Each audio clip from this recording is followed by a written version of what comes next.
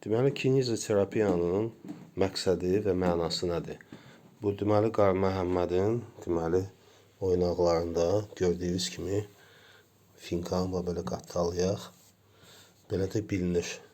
Fikir verirsiniz, sol ayağında konkret batıq var, əgirliyi var. Çanaq çıxıb buradan, sümük. Bu isə batıb içəri, yəni diz qapaq. Sonra yastı pəncəlidir, özü bilinir. Topuq hissəsi görürsünüz ki, çıxıntılıdır.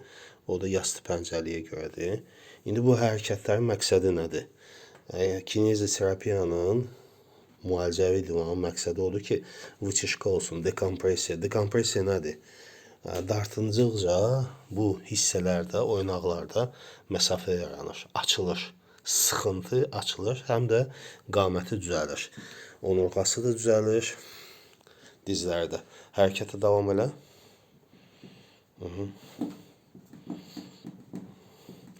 Yəni, bu hərəkətlərin bir növüdür. Yəni ki, ondan qabaq bir 4-5 cür növ idman olundu. Xəstənin bədəni getdikcə qan dövranı yaxşılaşdı. İndi isə sürüşüb, taxtadan sürüşmək metodu ilə ən yaxşı metod budur. Həm davam olunur da, yəni ki, onurğa, diz, oynaq, qapaq tam açılı, sərbəst vəziyyətdədir. Artıq qan dövranı yaxşılaşır. Yəni, qan normal gedir dizlərə. Çünki idmandır. İdman hərəkətləri elədi bundan öncə, hardasa bir 40 dəqiqə.